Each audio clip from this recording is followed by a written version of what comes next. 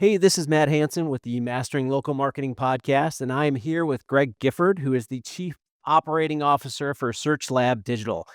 I wanted to invite Greg in today because he is an expert in SEO, and I know a lot of our listeners are trying to understand what they can do with SEO. Greg, welcome. I know you travel the world, you give a variety of presentations at different conferences, and I know you were just talking about how you're heading to Germany soon, but give us a little insight on who you are. Yeah, so I am the crazy guy on stage that does the goofy talks that everybody seems to like. So I'm lucky enough to get to literally travel all over the world. I spent 3 weeks in Bali in December. Going to Germany next week. I go to the UK next month. I'm going to Spain this summer. So I get some really cool trips. I get to travel the world and teach people how to get their websites to show up better in searches. That's great. So what we're talking about today is search engine optimization, and commonly referred to as SEO. You are an expert in this area. I mean, I've watched. You've got your local Search Tuesday videos. They're short snippets, really good insights. Is somebody that's looking to kind of understand SEO? I guess what we can start with is what is it, and where we should focus. So SEO, like you said, stands for search engine optimization. It's basically doing all the things that you need to do to give Google better signals about your business so that you'll show up more often when people are searching for the solutions that you provide. So it's a lot of people think it's just writing a bunch of blog posts or landing pages, but it's much more than that. It's much more involved. It's basically looking at signals both on your website and off your website that we know that Google's algorithm looks at to make sure that they're the right kind of signals. And that will help you show up more often, which should lead to more traffic, which should lead to more sales. Right. And so, you know, basically everyone wants to rank number one, which we all know is impossible. Right. So everybody can't be number one. Everybody can't be number two. But from somebody that is operating a small business, right? So whether it's I'm an independent entrepreneur by myself or I have 20 to 50 employees, what are some of the areas that I should focus on? So the first thing that you need to determine is which kind of SEO you need to do because Google has multiple algorithms in play. Any search query that has local intent, meaning that person doing the search is either definitely or very likely to buy from a local business, whether it's a brick and mortar or like a service business like a plumber and electrician. Google's going to use its local algorithm instead of its traditional algorithm. With the traditional algorithm, if you rank number one, you rank number one everywhere on the planet for that search phrase. With the local algorithm, Google's going to constrain the search results to a particular geographic area. Now, what that kind of radius of visibility is going to be different based on the location, how dense the population is, and how much competition there is in that area. But that kind of makes sense if you think about it. The way I like to describe local SEO is with pizza delivery, because everybody understands you need a pizza delivered from somewhere nearby, so it's warm, right? So if I'm going to go look for pizza delivery, even if I hit pizza delivery near me, even if I don't, even if I include a city, even if I don't, let's say I just type in the two words pizza delivery, Google's going to give me a list of all the pizza spots right there where I am in that location. It's not going to show me Pequods because you're in Chicago area. So you should know Pequods, right? Yeah. Okay. It's not going to show me Pequods because that's the best pizza in the country, right? It's going to show me I'm in Dallas. So it's going to show me stuff in the North Dallas area where I am. So that makes sense because clearly you need a pizza delivered from somewhere nearby. But from a user behavior thing, that makes sense too. If I'm looking for pizza delivery, why would it show me Pequods? Like, sure, I can order a frozen pizza and have it shipped, but that doesn't help me. So Google understands user behavior because it's seen what the trillions and trillions and trillions of people have done when they do a search. And business owners need to understand that. You can't make Google work the way you want it to work. You got to play in Google's sandbox. And Google has tons of data and it knows how customers search. So figure that out first. The easiest way to know if you need local SEO instead of regular SEO is if you do face-to-face business with customers. Right. That can occur at a brick and mortar shop or restaurant or office or whatever, where your customers come to you and do business with you at that brick and mortar. or it could be that service type situation like a plumber or an electrician. If you don't do face-to-face business with customers, you don't need local SEO, you need regular SEO. Right, and that's one of the things that we talk about a lot is, if you're seeing customers face to face, typically you're in about a 20-mile or 20-minute radius around your business, right? So people don't travel long distances to go get a pizza, for example, Right. unless it's delicious, right? But, the local SEO is really kind of that area, that 20-minute area around you, and I know it's shorter for pizza because we're not gonna wait forever for 20 minutes for a drive for pizza, but Hope we're not gonna wait 20 minutes for you. right, it's definitely gonna be cold at that point. So, Right. but yeah, I think when people talk about SEO, they think, "Oh, it's just I wanna rank number 1 on Google for a keyword, a search term." What you're saying, though, is there's 2 ways to look at this. If you are ranking, we're right outside Chicago. If we're ranking in San Diego, it doesn't make any sense for us because I'm not gonna deliver a pizza to somebody in San Diego. So we have to look at it from a local SEO versus the overall SEO for the general world, I guess you would say, right? And one of the biggest mistakes that small business owners make when it comes to SEO is they just don't know anything about it, and they just blindly trust whichever partner they're using. So it might be some freelance kid, it might be some small agency right up the street, it might be some big national agency. And most of them are good agencies, good providers. They do good work, but there are some shady people out there that are going to take your money and they don't really do anything to help you. So I think the most important thing for business owners to do is to go take an hour of time and sit through an SEO training course. There are so many SEO training courses online, and a lot of them are free. You can pay for one, but you don't need to. There's plenty of opportunities out there for an intro to SEO course that just gives you a basic understanding of what it is that's involved so that you have enough knowledge that when you're having that conversation with someone, you understand enough to know, okay, is this guy just shoveling it for me, or does this guy really know what he's talking about?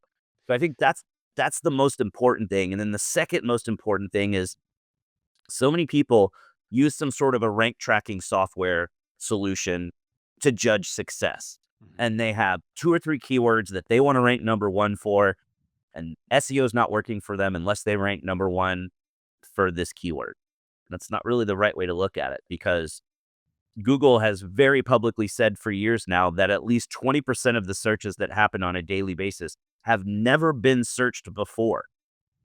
And now that happens every day with the billions of searches that happen every day. Right. That's billions of searches that you wouldn't be able to track in a rank tracking solution because the rank tracking software only tracks the specific phrases that you enter, and you're going to put in the 5 phrases that you really care about.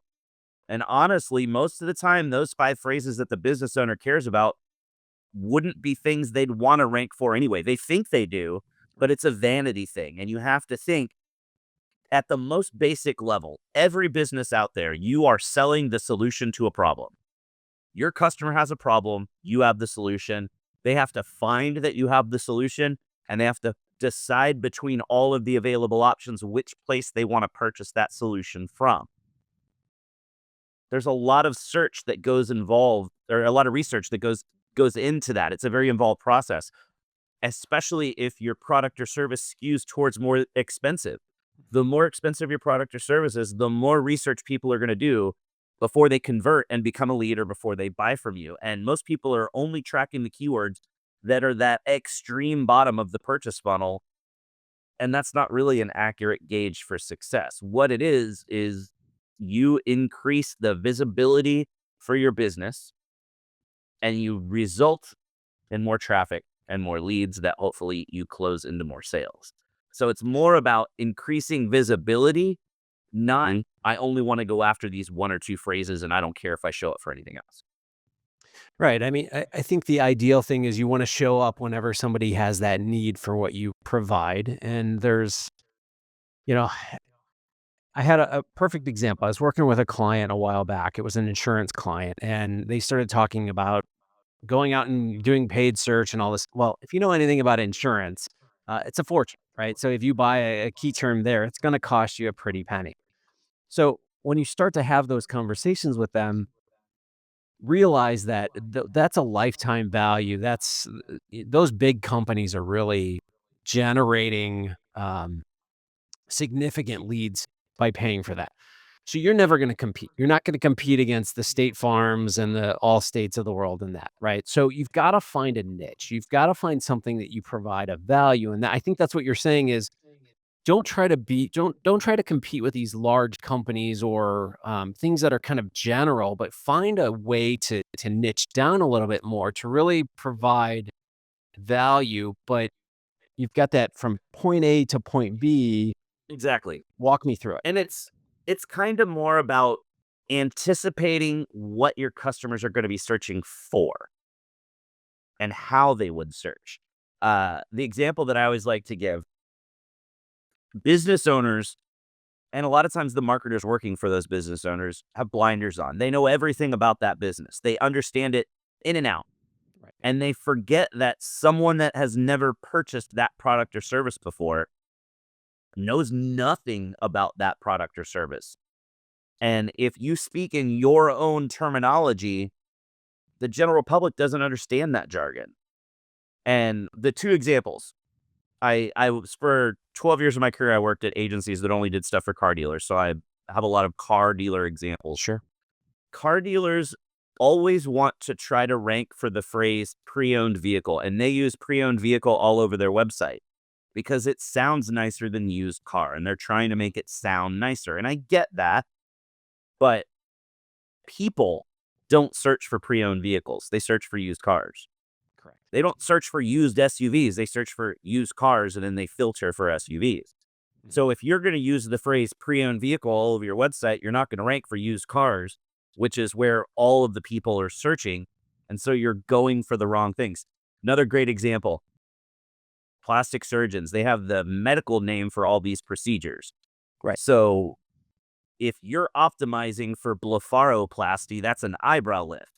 Customers don't search for blepharoplasty. They have no idea what it's called. They search for eyebrow lift. Right. Or droopy eyebrows, how do I fix them? Or things like that. So it's the way that we kind of explain it, and it makes more sense for healthcare, but everybody else gets it too, is you have to understand that your customers are shopping and searching for the symptoms of the problem they're trying to solve. They're not searching for the final solution because they don't know what the final solution is. So, all of our healthcare clients, we always have to explain that to them and say, look, we know you do all these things, but if someone's looking for blepharoplasty, you want to have a blog post that's like, hey, as you're getting older, your eyebrows start to droop. Here's some different things that you can do. You can use creams, you can do this, or you can get a blepharoplasty, which is this. Then it leads them down that path of research to the right direction. Same thing with insurance. I'm looking for insurance. I don't know what kind of insurance I need or what the terms are or any of that. Like, that's what insurance guys love. They're putting up, here's my comparison to this is me versus State Farm, and I have a better rate and I have better, like, people don't go that far. People are like, hey man, my car insurance is running out. I'm looking for cheap insurance. Well, the guy that has a page of cheap insurance in Dallas is going to rank better because that's what customers are looking for. And business owners kind of have trouble making those connections.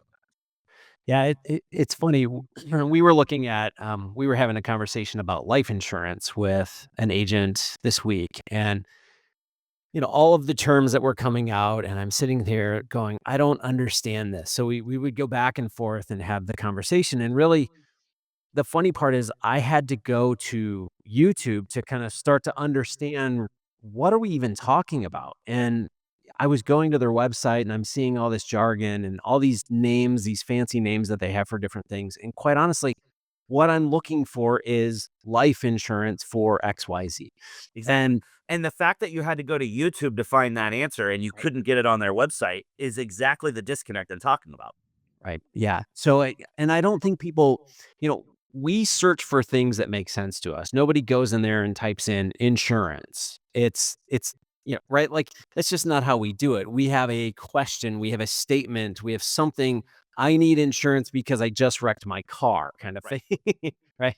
So, yeah, that's always the interesting part because people want to rank for those, insurance and those top names, but or one of those health terms that you provided for us, but nobody knows, Right. and that's really the fun part. And if you do rank for it, who cares? Because if customers aren't searching for that term, what's it going to do for you? Nothing. Nothing, nothing at all. Okay, so let's shift gears, right? So today, where we're at, I know things are constantly changing, but where do you see SEO going in the near future? I think the biggest thing that those of us in the industry are wondering about right now is what's going to happen with AI, Mhm. because you've got the AI overviews rolled out in North America and starting to roll out to the rest of the world. And it's very clearly not quite great information many times. It's better than it was when they started releasing it, but it's still got a ways to go. And now Google is going to release a full AI only version of Google search results. And we're all wondering how that's going to work and what's going to happen for that. But then you also have these other AI search engines. You've got AI powered search engines like Perplexity. You've got ChatGPT, where people are starting to go to these other places. Business owners might be freaking out because, oh, you can't track that traffic. I think the thing that people need to be prepared for is you can, in the very near future, and for some businesses, maybe even now, you can't use website traffic as a gauge of success. Your website traffic, for a lot of businesses out there, the website traffic that you got last month is probably the highest month of website traffic you'll ever have. Your business could explode and you could become massive, and you may never get more website traffic than what you currently have. If it's and I don't know what type of business that will be, but if it's some type of business where you're getting to show in the AI overview, then maybe that's all that matters and people don't even have to go to your website to buy from you. And who cares, right? It's all about showing up and being where customers are looking for you. And that really hasn't been only Google for a long time now. It could be Google, it could be Bing, it could be Yahoo, it could be DuckDuckGo, it could be Ecosia, it could be it could be AOL for the people that still are stuck in AOL. It's all these different places. And if you're only thinking Google, sure, Google is the monster in the room, but there's a lot of other places that you can be found. YouTube, even though YouTube is a Google property, but a lot of younger people will search on YouTube because they want to see a video. They don't want to read results. People that skew a little bit older don't want to watch the video. They want to read it. There's people in the middle that want a video, but then they want the text as well in case there's more there. You got other people that might just go right to TikTok. You have people that might go to Pinterest. You have people that might go to Twitter or Blue Sky or LinkedIn. So it's anticipating the questions that your customers will have and figuring out where they're looking for those answers, because it's not going to only be Google moving forward. I think that's incredibly important to understand.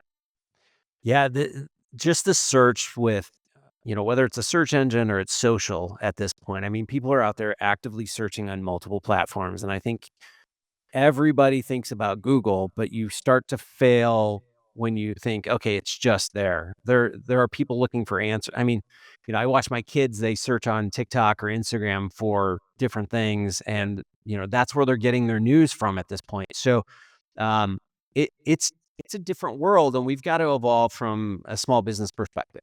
But at the same time, don't get distracted by all the stuff that's going on with this, because you'll see webinars and blog posts about here's how to show up in AI overviews. And like, okay, but if it's an AI overview, there's probably one person that can get it. It's like featured snippets were 10 years ago. Everybody wanted the featured snippet where it's the little answer box at the top above position number one. The AI overview stuff is changing so rapidly. What works today may not even work next week. And realistically, you still need your website. Even if you're not going to get as much traffic, it doesn't mean ignore your website and just go play on TikTok and do your marketing there. You still have to have your website, because to show up as an AI search result, the LLMs have to be able to see that information about you in these various places. And the best place to feed the LLMs information about your business is with your website. So it may be that we're optimizing the website because we want to show up in the AI powered search engine that takes over from Google in 2 or 3 or 5 or 10 years, whatever that time period is, you're still gonna, at least for the foreseeable future, need that website property there, just so there's something for these bots to go out and crawl to know what you do. So if you could give one thing of advice, it's something that you see commonly that just you wish people would stop doing when it comes to SEO, what would that be? I know that's a loaded question. Oh, we're trying to keep this to 20 minutes. This is maybe about twice as long at this point just to answer this one. No, I think the big thing is the biggest mistake that I see business owners making is they do things that are against the rules without knowing they're against the rules. And Google has a lot of guidelines around Google Business Profiles. That box that shows on the right side when you search for a particular local business, because the Google Business Profile is only for businesses that do face-to-face business in the local area. And business owners will go in and change something there or do something there because they saw a thing on TikTok that says, "Oh, if you go do this, then you're going to show up better in searches," and they'll go do it. And it's something you're not really allowed to do. And then you get suspended and then you don't show up in search results and it hurts your business. And you can go to Google and go, "Well, I didn't know it was against the rules. I'm sorry." And Google's going to be like, "I don't care. It was against the rules. You're suspended." So before you touch anything on your Google business profile, make sure you understand the guidelines around that. There's plenty of things out there like my video series and other people that do video series, and you can go to Google's own documentation. And if you want to change anything there, realize that it could cause you to get suspended. And Google is really trying hard lately to fight all of the spammers because there are a lot of people out there that will set up fake business profiles to try to generate leads. Google's trying to fight that. And unfortunately, the system is detecting a lot of false positives. So legitimate businesses are getting suspended. And then once you get suspended, you can appeal that suspension. But once you click the button to say, "Yeah, I want to appeal this suspension," you have 60 minutes. And you have to get all your documentation and shoot your video within that 60 minutes. And if the timer expires and you didn't get it done, that was your one shot and you're done. Or if you send it all in and you don't send the right documentation or you don't have the right things in your video, you're done. And you get one appeal if you get denied. And if you fail that, you're really done. And business owners will say, "Oh, I got suspended. I want to appeal it," not realizing that it's going to start that timer. And then all of a sudden it's a timer that's like, "Oh, you have to record this video and you have to get these documentation together to send to us." Business owners are like, "I got a call in 10 minutes. I can't do this right now." And then the timer expires and they're out of luck. So it is pretty complex, unfortunately. And I think a lot of business owners are shooting themselves in the foot because they're just doing finger guns. They're like, "Oh, let's do this. Yeah." And you got to really be careful with that because otherwise, if you get suspended, it can be really bad. If you're not showing up, let's say you get suspended and it happens on a Friday and you don't even touch it till Monday. All right, over the weekend, you're not showing up. Then Monday, you do the appeal, but you screw it up and you get denied. And then by the time you go appeal that, it's by the end of the next week. So it's already been a longer than a week that you're not showing up. And then you submit the appeal and it takes 2 weeks for them to go through the appeal. Now it's like you haven't shown up in Google for a month. And for a really small business, that's devastating. It could end the business. So you want to be really careful with anything related to your business profile. So I think the one takeaway that we can take away from this podcast today is really understand what you're doing and don't click anything or don't change anything unless you thoroughly know what you're doing, right? Is that what we would say? Yeah. And if you're curious about what you can and can't do, there's a company called Bright Local. It's brightlocal.com. And once you go there, there's a little link to go to the Bright Local Academy, and they have a bunch of free videos that teach you about local SEO. And I have an intro to local SEO course there. It's about an hour and a half long. So it is a little bit longer, but it's completely free and you can take it. And it really walks you through a lot of these things that you should or shouldn't do. Right. So it's an hour and a half long, which is better than being off of Google for a month. Weeks Let's or be months, honest, yeah. right? So, all right, just to wrap things up, I want to thank you again for all the amazing insights today. I know you're a huge movie fan. Seeing the Star Wars things in the background, Well, I'm and assuming you are so Star Wars favorite tattoo movie. right there. Love it. As of Monday, I now have 30 different movies tattooed on my body. Wow. Wow. So what's your favorite movie then? That's a It's pretty much impossible question to answer because you can't really compare sci-fi to horror to rom-com to action. So I'm a massive Star Wars fan. I gotta admit, really love Star Wars. I'll make it easier. Is there a favorite Star Wars movie then? Oh, it's Star Wars, like The the original Yep. Star Wars, and I don't even know how much all my stuff is worth, but like I have a lot of original Star Wars toys, and I have like the original Cantina playset, and I have the cardboard backing of it, so it's worth like $1,000 or God knows what. But Nice. yeah, like Star Wars has been my jam my whole life. I probably have easily 10 to 12 Star Wars T-shirts that are Star Wars movie posters from other countries, so it's like in Japanese or Korean or whatever. So yeah, big, big, big, big Star Wars fan, but also giant horror fan, like massive, massive, massive horror fan. Very cool. Well, Greg, I want to say thank you again for jumping on the podcast today. Where can people find out a little bit more about you, or where can they find your videos? Yeah, sure. So best thing to do, just go to searchlabdigital.com and you can find me there. There you can either go to the blog to watch my video series, or there's actually a video link. But if you go to that, it's just a channel page. It's like almost like a YouTube thing, except we use a different video host that's better than YouTube. You can watch all the videos, or you can go to the Search Lab YouTube channel and check it out there. Follow Search Lab on LinkedIn or Twitter or Facebook or any of the socials. It's all out there.